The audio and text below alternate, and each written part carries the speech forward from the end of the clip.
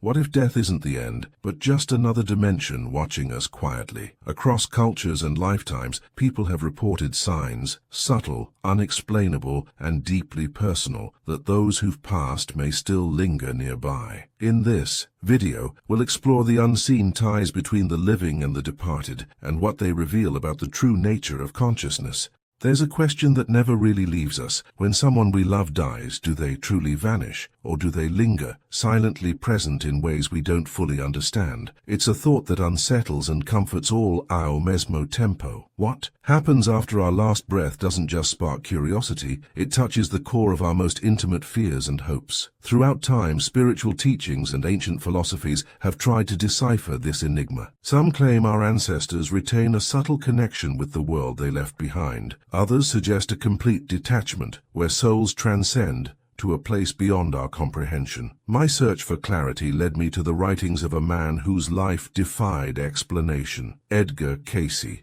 Edgar Cayce, a modest man from rural America, would slip into altered states and deliver insights no one expected. His words painted vivid images of healing, invisible realms, and the soul's continuity beyond the veil of death. What made his account so compelling was how effortlessly they blended Eastern mystical wisdom with Western spiritual frameworks. My personal inquiry began after a profound loss, my grandmother's passing. In the days after her funeral, unexplainable events started unfolding. Her favorite songs echoed in random places. Vivid dreams brought her presence near, sometimes with messages that felt deeply personal. At times, I felt her with me, especially when facing decisions I couldn't make alone. Was my mind trying to soothe itself, or was something reaching through the unseen? The more I opened up, the more I realized others had stories just like mine. A friend once told me how shortly after her father's funeral, she instinctively took a different route on the highway, only to find out later she had narrowly avoided a deadly crash. She didn't know why she changed lanes. She just felt something. Another person shared how an essential family document mysteriously appeared on the exact date of his mother's death, after being lost for years and searched for countless times. These accounts are powerful, but they're not easily provable. Mainstream science often labels them as coincidence, emotional projection, or the brain's coping mechanism under stress. Psychologists might suggest that we subconsciously create patterns to keep our bonds alive, a natural extension of grief and memory. Yet these stories continue to surface from people with no reason to invent them. The emotional charge, the timing, and the details suggest that maybe not everything can be dismissed as mere imagination.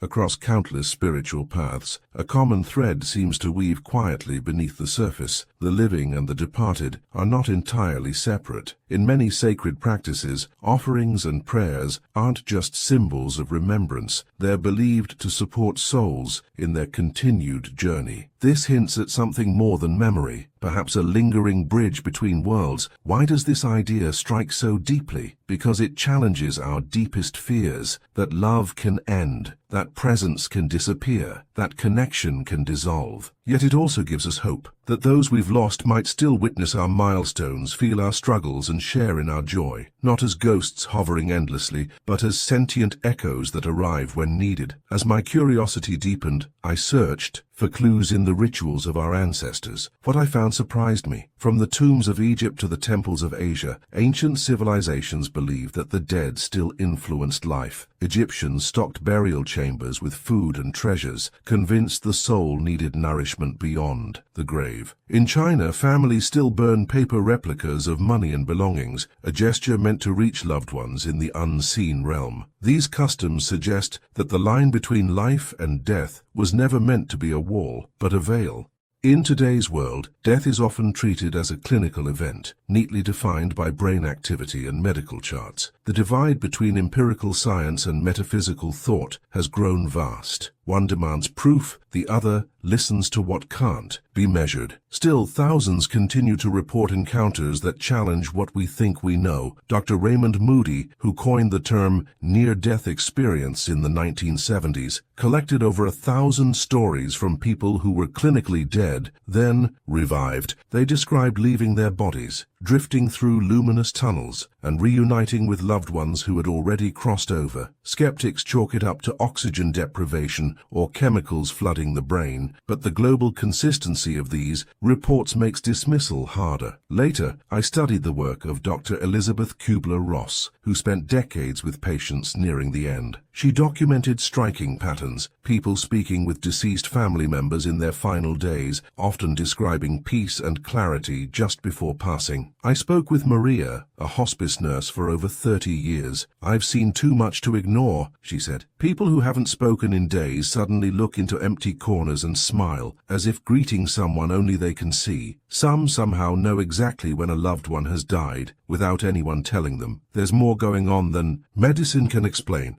Across all these diverse accounts, a pattern starts to emerge. When contact from the other side is reported, it rarely revolves around everyday events. The messages aren't about forgotten chores or trivial updates. Instead, they speak of comfort, unresolved emotions, or moments of inner transformation. The focus appears to be on the heart, not the calendar. That insight reminded me of something Edgar Cayce described repeatedly. He portrayed the afterlife not as a place far away, but as a parallel existence, vibrating just outside our senses. He claimed that consciousness flows on multiple levels at once, and that those who've passed remain loosely aware of those they love, not by watching our every move, but through bonds that linger where love once lived. I met an elderly man in a quiet church in New England. He'd been married for 6 decades. After his wife's funeral, he told me, he got in the car and their song played on the radio, a tune so rare he hadn't heard it in years. Then came the unmistakable scent of her perfume, filling the car. "People think I imagined it," he said, "but after living with someone that long, you just know when something's real." Stories like his raise deep questions. If our minds generate all experiences, how do we explain shared deathbed visions, where multiple people witness the same presence, or those moments when someone receives knowledge they had no way of accessing? Quantum physics hints at a possible clue. Particles that once interacted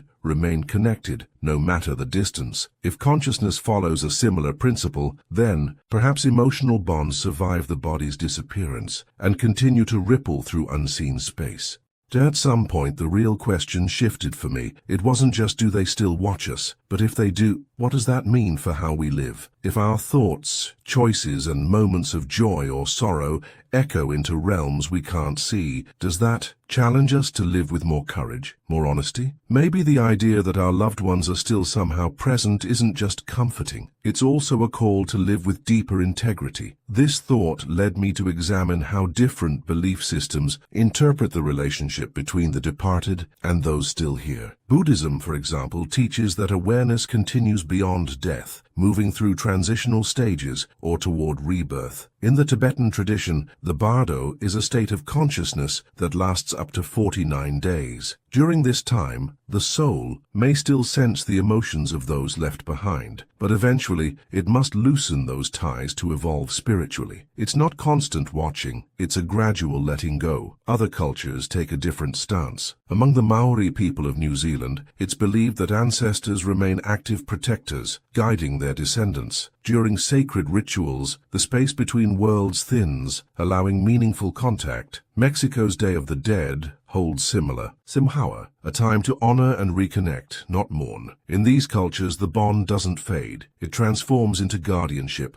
Islamic teachings describe a phase after death known as barzakh, a state that exists between this world and the next. In this condition, the soul retains limited awareness of earthly life. It's not endless observation, but selective perception, especially when loved ones offer prayers or visit graves. The attention is spiritual, not mundane. What struck me as I explored these varied beliefs was how frequently they shared one idea. The connection doesn't vanish, it simply shifts. Loved ones are not gone, but redirected. Their awareness isn't fixed on the small details of our routines. Instead, they seem attuned to what truly matters: grief, transformation, and moments that shape our story. To explore further, I spoke with Dr. Samantha Fletcher, a grief counselor with 2 decades of experience. She specializes in helping clients process unexplained moments of contact after loss. The patterns are incredibly consistent. she said. These experiences often happen at night, during meditation, or as people drift into sleep. It's rarely visual. It's a scent, a song, a gentle nudge from something unseen. These moments aren't random. They seem to appear during life's thresholds, marriages, births, major decisions, or times of deep struggle. This suggests that those on the other side aren't constantly looking in, but rather responding to emotional resonance, showing up when the soul calls out, even without words.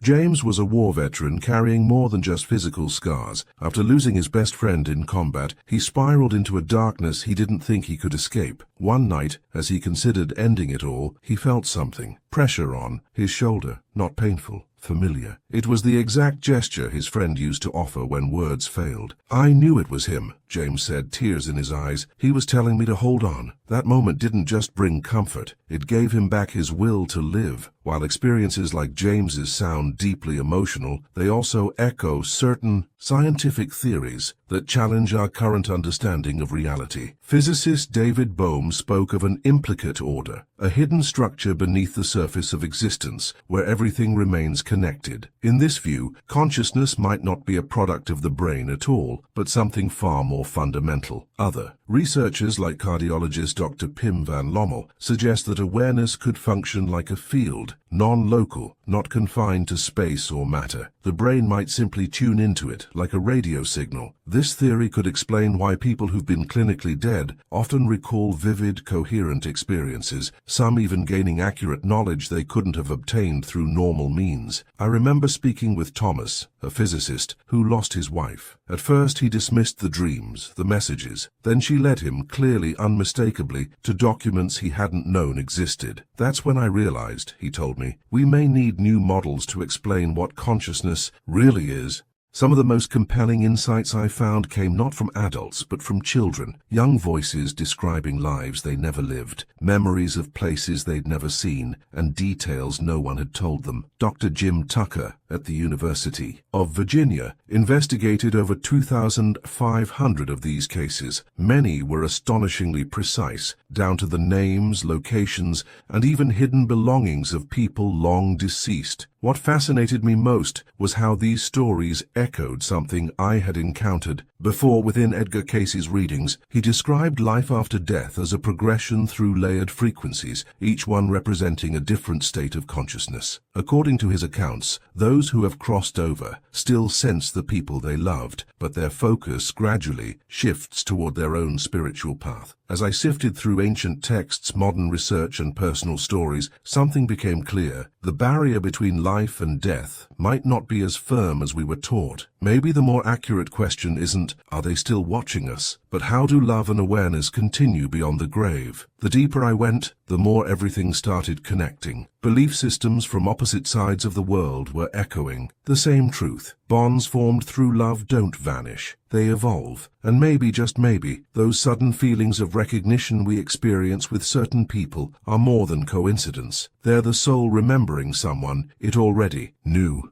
In the mountains, I spent a week with monks devoted to ancestral communication. One of them, Brother Michael, had lived in silence and contemplation for 4 decades. I asked him if he believed the dead truly watch us. He paused, then said, "Maybe the separation we imagine doesn't really exist. Maybe there's no here and there, just perception limiting what we see." His words reminded me of quantum entanglement, the phenomenon where 2 particles remain instantly connected regardless of distance. What if consciousness works the same way? Not bound by space, not broken by death, just shifted into another form we're not equipped to detect. In that spirit, I revisited the work of Dr. Helen Wambach, who gathered stories from over 1,000 people under hypnosis. Many described a realm between lives, a space where souls rest, choose future paths, and often return in groups to help each other evolve. This could explain why certain relationships feel immediate, intense, or strangely familiar. Perhaps the people we meet again and again are souls we've loved in different lifetimes. As I followed the trail across mysticism, memory, and modern research, one idea kept resurfacing. What we call death may just be a shift in state, not unlike water turning to mist. Consciousness doesn't stop. It expands, remembering what matters most. Terminal lucidity supports this idea. People who had lost their minds to disease suddenly sit up, recognize loved ones, speak with clarity, then pass peacefully within hours. It's as if something beyond the brain reclaims itself just before departure. I recall Elizabeth telling me about her young son, who'd never met his grandfather. One day, he started talking about Grandpa's red tractor and how he lost 2 fingers. These weren't vague guesses, they were exact details, things no one had ever told him. When she asked how he knew, he simply said, "He told me while I was asleep." Everything I uncovered seemed to echo what Casey described decades ago, that reality is layered, that consciousness doesn't break, it unfolds, and that those we've lost are still with us, just tuned to a frequency we don't always notice. Maybe the real connection isn't in watching, it's in remembering. The love we shared, the lessons we carry, the subtle presence we feel in quiet moments. They're still here, not gone, just changed. Grief in this light becomes sacred, not because it means something is lost, but because it proves how deeply we're still connected. And if that connection is real, if consciousness persists, then everything we do matters, not just for us, but across lifetimes, across veils, across dimensions. So the next time you feel a presence you can't explain, or a moment of peace, that comes from nowhere. Maybe, just maybe, someone you love is reaching through.